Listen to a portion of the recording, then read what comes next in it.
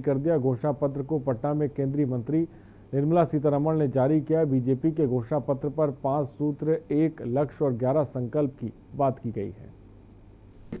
शहीद सभी पार्टी के नेताओं कार्यकर्ताओं का इसमें सहयोग मिला है। इस घोषणा पत्र को तैयार करने में काफी लोगों ने परिश्रम किया है। हमको उन्हें धन्यवाद देना चाहूंगा तथा उनके भविष्य की उज्ज्वल कामना करता हूँ। आज इस मौके पर मंच पर विराजमान जो हमारे नेता उपस्थित हैं, आज इस मौके पर उनका हम स्वागत करते हैं, अभिनंदन करते हैं। बहुत बहुत धन्यवाद।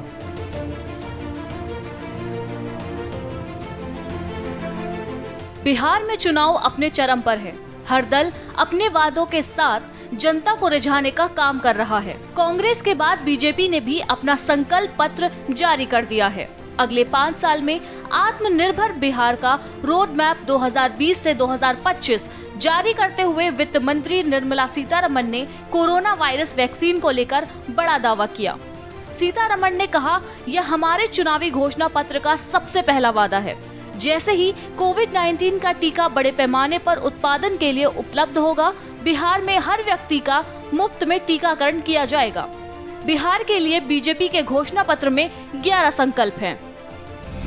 बीजेपी के चुनावी घोषणा पत्र के 11 संकल्प: कोरोना का निशुल्क टीकाकरण, 3 लाख नए शिक्षकों की नियुक्ति, आईटी हब के रूप में बिहार का विकास, 5 साल में 5 लाख से अधिक रोजगार के अवसर, 1 करोड़ महिलाओं को स्वावलंबी बनाने का प्लान, 1 लाख लोगों को स्वास्थ्य विभाग में नौकरी, दरभंगा में एम्स का संचालन 2024 तक, दलहन की भी खरीद एमएसपी की दरों पर, 30 लाख लोगों को साल 2022 तक पक्के मकान, हिंदी भाषा में मेडिकल इंजीनियरिंग की शिक्षा, दूध और मछली उत्पादन को बढ़ावा देने की योजना। बीजेपी का घोषणा पत्र मुख्य दलों और विपक्षी गठबंधन के सामने आया है। सभी प्रमुख दलों ने भी अपने घोषणा पत्र पहले ही जारी कर दिए थे। बीजेपी के घोषणा पत्र में 5 सूत्र, 1 लक्ष्य और 11 संकल्प की बात की गई है। यह बिहार के विकास का विजन डॉक्यूमेंट है। इसमें बिहार को नेक्स्ट जनरेशन आईटी हब बनाने का वादा किया गया है। साथ ही 5 साल में 5 लाख रोजगार देने तथा 2022 तक 30 लाख परिवारों को पक्के मकान देने का वादा किया गया है। संकल्प पत्र रिलीज करने के इस शुभ अवसर पर बिहार के सभी वरिष्ठ नेतागण के साथ, उनमें से बहुत केंद्र मंत्री हैं और पहले रह चुके हैं और बहुत एक्सपीरियंस सीनियर लीडर्स के साथ आज बिहार के चुनाव के संदर्भ में संकल्प पत्र रिलीज करने के इस शुभ अवसर पर भाग लेने में मैं गर्व महसूस करती हूँ, क्योंकि बिहार ऐसे प्रदेश है जिसमें हर नागरिक पॉलिटिकली बहुत ही सेंसिटिव है और इन्फॉर्म्ड भी है। उनको पूरे विषय समझ में आता है और विश्लेषण करते हैं और उनको ऐसे संकल्प पत्र रिलीज करने में से उनका भरोसा खमाना, if I can use that word, to get their भरोसा इतना आसान नहीं है। जो उनके संकल्प पत्र के ऊपर अगर कोई भी प्रश्न पूछताछ करेगा तो भरोसा के साथ जवाब दे सकते हैं, ऐसे एक पार्टी है तो वो भारतीय जनता पार्टी। और इस भरोसा को प्रिंसिपल और आधार फाउंडेशन रखते हुए हम संकल्प पत्र आज रिलीज कर रहे हैं, तो इसमें क्या बात है?